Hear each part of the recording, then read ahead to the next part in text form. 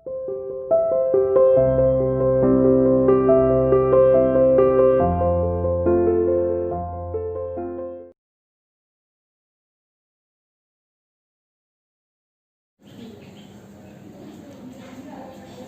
to CR International Online Classes. Hello students, how are you? Hope you are fine. बेटा हम हमारी book सामाजिक और राजनीतिक जीवन की जो बुक है उसका पाठ नंबर 1 पढ़ रहे थे, समानता। ठीक है, इस पुस्तक में इस पाठ को पढ़ते हुए हमने काफी कुछ जाना कि हमारे देश के अंदर सरकार ने समानता, सभी लोगों को समान दर्जा प्राप्त कराया है, लेकिन आज भी समाज में बहुत सारे वर्ग ऐसे हैं जिनको ये समान दर्जा प्राप्त नहीं हुआ है। ठीक है बेटा, तो बेटा आज हम बात करेंगे कि समानता के अधिकार को सरकार ने किस प्रकार से लागू किया है। तो बेटा समानता के अधिकार को सरकार ने 2 प्रकार से लागू किया है। वो 2 प्रकार कौन कौन से हैं? कानून द्वारा, सरकार ने कानून के द्वारा ऐसे कई नियम और अधिनियम बना दिए हैं कि यदि कोई व्यक्ति उनका उल्लंघन करता है तो वो दंड का अपराधी है, उसे जेल भी हो सकती है और उसे जुर्माना भी देना पड़ सकता है। दूसरा है सरकार की योजनाओं व कार्यक्रमों द्वारा सुविधाहीन समाज की मदद। सरकार ने ऐसी कई योजनाएं बनाई, ऐसे कई कार्यक्रम सरकार ने चलाए जिसके द्वारा जो सुविधाहीन समाज है, मतलब ऐसे समाज जिनके साथ बहुत समय से ही इस प्रकार की असमानता का व्यवहार होता चला आ रहा है, उनके लिए कई प्रकार की योजनाओं को सरकार ने बनाया ताकि उन्हें समाज में ऊंचा दर्जा दिलाया जा सके। ठीक है बेटा, अब है मध्याह्न भोजन की व्यवस्था। सरकार ने स्कूल के अंदर मध्याह्न भोजन यानी कि दोपहर का खाना, मिड डे मील जिसे कहा जाता है, उसकी व्यवस्था की।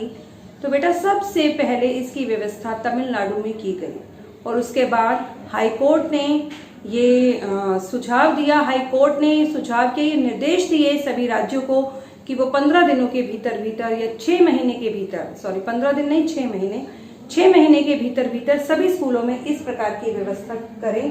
तो जब मध्याह्न भोजन की व्यवस्था स्टार्ट हुई तो बहुत सारे फायदे हुए। सबसे पहले कि गरीब बच्चों को दोपहर का भोजन मिलना स्टार्ट हो गया, और जब गरीब बच्चों को स्कूल में दोपहर का भोजन मिलना शुरू हुआ, इस कारण गरीब बच्चे स्कूल के अंदर ज्यादा से ज्यादा एडमिशन लेने लगे, उनकी प्रवेश संख्या बढ़ गई। दूसरा, जातिगत पूर्वाग्रहों में कमी आने लगी, जैसे कि अलग अलग जाति के लोग एक साथ स्कूल में आने लगे। ऊंची जाति के बच्चे भी पढ़ते थे, उनके साथ नीची जाति के बच्चों ने भी प्रवेश लेना शुरू कर दिया।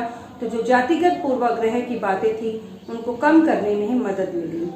तीसरा है बच्चों का पढ़ाई में ध्यान लगाना। अब बच्चे पढ़ाई में ध्यान लगाने लगे, क्योंकि क्या हुआ कि पहले बच्चे घर से भूखे आते थे। ठीक है, गरीब माँ बाप थे, उनके पास खाने को तो कुछ था नहीं, तो बच्चों को भूखा ही स्कूल में भेज देते थे। इसके कारण वो भूखा बच्चा पढ़ाई पर कंसंट्रेशन नहीं कर पाता था। लेकिन अब जब उसे दोपहर का भोजन स्कूल में मिलना स्टार्ट हुआ तो उसने पढ़ाई पर कंसंट्रेशन करना शुरू कर दिया। तो बेटा आज हम इसी बारे में पढ़ेंगे। देखिए, शासन ने संविधान द्वारा मान्य किए गए समानता के अधिकार को 2 तरह से लागू किया है। पहला, कानून के द्वारा, जैसे मैंने अभी बताया आपको, और दूसरा, सरकार की योजनाओं एवं कार्यक्रमों द्वारा सुविधाहीन समाज की मदद करके। भारत में ऐसे अनेक कानून हैं जो व्यक्ति के समान व्यवहार को प्राप्त करने के अधिकार की रक्षा करते हैं। कानून के साथ साथ सरकार उन समुदायों के साथ जिनके साथ सैकड़ों वर्षों से असमानता का व्यवहार हुआ है, उनके जीवन को सुधारने के लिए सरकार ने कई कार्यक्रम चलाए, कई योजनाएं लागू की हैं। ये योजनाएं यह सुनिश्चित करने के लिए चलाई गई हैं कि उन लोगों को जो अवसर अतीत में नहीं मिले, अब उन्हें अधिक से अधिक अवसर मिल सके। मतलब जो नीची जाति के लोग हैं उन्हें ऊंचा उठाने के लिए सरकार ने कई प्रोग्राम चलाए, जैसे कि मध्याह्न भोजन की व्यवस्था स्टार्ट कर दी। सर्व शिक्षा अभियान सरकार ने शुरू किया कि जो 14 साल तक के बच्चे हैं उन्हें जो शिक्षा है निःशुल्क दी जाएगी। लड़कियों की शिक्षा माफ कर दी गई।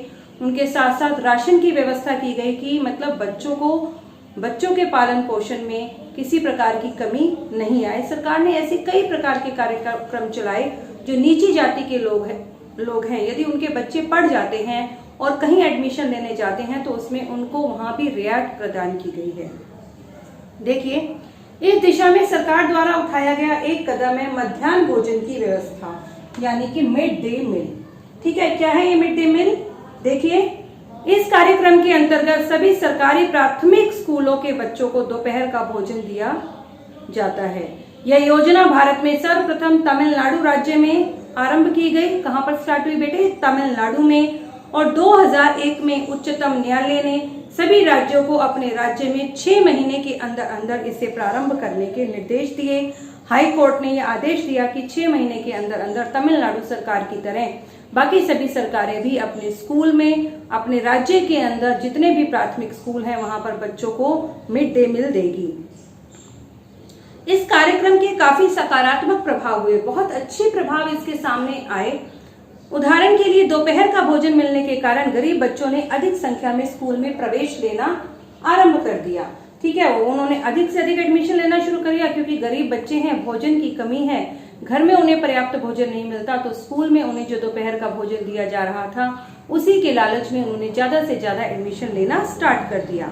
ठीक है, और शिक्षक बताते हैं कि पहले बच्चे खाना खाने घर जाते थे और फिर वापस स्कूल लौटते ही नहीं थे, परंतु अब जब स्कूल में ही उन्हें मध्याह्न भोजन मिलने लगा है तो उनकी उपस्थिति में सुधार आया है, मतलब उनकी अटेंडेंस भी अच्छी हो गई है। वे माताएं जिन्हें पहले अपना काम छोड़कर बच्चों को घर खाना खिलाने आना पड़ता था, अब उन्हें भी ऐसा नहीं करना पड़ता क्योंकि स्कूल में अब क्या है, स्कूल में ही उन्हें भोजन मिल जाता है इस कारण। और इस कार्यक्रम से जातिगत पूर्वाग्रहों को भी कम करने में मदद मिली है। जाति को लेकर जो पुराने विचार थे वो भी खत्म होने लगे क्योंकि स्कूलों में निम्न और ऊंची जाति के लोग, ऊंची जाति के जो बच्चे थे वो एक साथ पढ़ने लगे। जब एक साथ पढ़ने लगे वो क्लास में भी एक साथ बैठते थे और उन्हें जो भोजन दिया जाने लगा, जो बच्चे नीची जाति के बच्चे जो भोजन खाते थे वही ऊंची जाति के बच्चे भी भोजन करते थे और एक साथ बैठकर करते थे। इस कारण जातिगत पूर्वाग्रहों में कमी आने लगी। और कुछ स्थानों पर तो भोजन पकाने के लिए दलित महिलाओं को काम पर रखा गया। दलित मतलब नीची जाति की जो महिलाएं थी वो खाना पकाती थी स्कूल के अंदर, जिन्हें ऊंची जाति के बच्चे भी खाते थे। इस कारण भी जातिगत पूर्वाग्रहों में कमी आई। मध्याह्न भोजन कार्यक्रम में निर्धन विद्यार्थियों की भूख मिटाने में भी सहायता की। अब उनका पेट तो भरा ही, उनकी भूख भी मिटी। जो प्राय बच्चे खाली पेट स्कूल आते थे और इस कारण पढ़ाई पर ध्यान नहीं केंद्रित कर पाते थे, अब वो बच्चे पढ़ाई पर ध्यान केंद्रित कर पाए क्योंकि उनका पेट भरा था। पहले तो वो क्या था कि वो खाली पेट आते थे तो उनका ध्यान भूख की तरफ ही लगा रहता था, वो पढ़ाई की तरफ ध्यान नहीं दे पाते थे, लेकिन अब वो पढ़ाई की तरफ ध्यान देने लगे। यद्यपि शासकीय कार्यक्रम अवसरों की समानता बढ़ाने में महत्वपूर्ण भूमिका निभा रहे हैं, परंतु अभी भी बहुत कुछ करने की आवश्यकता है। सरकार ने बहुत से कदम उठाए लेकिन अभी भी वो पर्याप्त नहीं है और अभी भी हमें उनके लिए बहुत कुछ करने की आवश्यकता है। मध्याह्न भोजन कार्यक्रम ने निर्धन बच्चों का स्कूलों में प्रवेश और उनकी उपस्थिति तो बढ़ा दी, लेकिन फिर भी इस देश में वे स्कूल जहां पर अमीरों के बच्चे जाते हैं वे उनसे बहुत अलग हैं। जो प्राइवेट स्कूल हैं जहां पर अच्छे घरों के बच्चे, ऊंची जाति के बच्चे जाते हैं, वो उनसे बहुत अलग है जहां पर गरीबों के बच्चे पढ़ते हैं। आज भी देश में कई स्कूल ऐसे हैं जहां पर ओम प्रकाश वाल्मीकि जैसे दलित बच्चों के साथ भेदभाव और असमानता का व्यवहार किया जाता है। इन बच्चों को ऐसी असमान स्थितियों में धकेल दिया जाता है जहां उनके सम्मान की कोई रक्षा नहीं होती। मतलब सरकार के द्वारा इतने नियम कानून बनाने के बावजूद भी हमारे देश में ये असमानता का व्यवहार कहीं ना कहीं अभी भी कंटिन्यू चल रहा है। ऐसा इसलिए है क्योंकि कानून बन जाने के बाद भी लोग उन्हें समान समझने से इनकार कर देते हैं। इसका सबसे पहला कारण क्या है? दृष्टिकोण में धीरे धीरे परिवर्तन आना, कि मानव का जो दृष्टिकोण बन गया है ना कि ये ऊंची जाति का व्यक्ति है, ये नीची जाति का व्यक्ति है, हमें इसे छूना नहीं है, इसके साथ बैठना नहीं है। तो ये जो दृष्टिकोण हमारे माइंड में छाए हुए हैं, इनको बदलने के लिए भी काफी समय लग जाता है। यद्यपि लोग यह जानते हैं कि भेदभाव का कानून ने विरोध किया है, फिर भी वे जाति, धर्म, अपंगता, आर्थिक स्थिति और महिला होने के आधार पर लोगों के साथ असमानता का व्यवहार करते हैं। वर्तमान दृष्टिकोण को बदलना तभी संभव है जब ये लोग कह रहे, वर्तमान दृष्टिकोण, जो ये दृष्टिकोण चल रहा है ये तभी संभव है जब लोग ये विश्वास करने लगे कि कोई भी कमतर नहीं है, हर एक व्यक्ति सम्मान का अधिकारी है और प्रजातंत्रीय समाज में समानता को स्थापित करना एक सतत संघर्ष है, एक निरंतर चलने वाला संघर्ष है जिसमें अभी भी कई व्यक्तियों की और विभिन्न समाजों के योगदान की आवश्यकता है। जब अलग अलग जाति के लोग, अलग अलग समाज से लोग आगे आएंगे, तभी हम इस प्रकार की असमानताओं को दूर कर सकते हैं। जैसे बेटा, इनमें एक नाम है डॉक्टर भीमराव अंबेडकर का। जो डॉक्टर भीमराव अंबेडकर थे वो खुद भी दलित जाति के थे, लेकिन उन्होंने इन दलित जाति के लोगों के लिए काफी कुछ किया। वो स्वयं तो पढ़े ही, उन्होंने अपने में तो सुधार किया ही, लेकिन उन्होंने दलित समाज को उठाने के लिए भी बहुत कार्य किया। और बेटा, यही डॉक्टर भीमराव अंबेडकर हैं जो हमारी संविधान सभा के अध्यक्ष भी बने। ठीक है बेटा, तो आज के लिए बस इतना ही, इसके आगे हम कल करेंगे।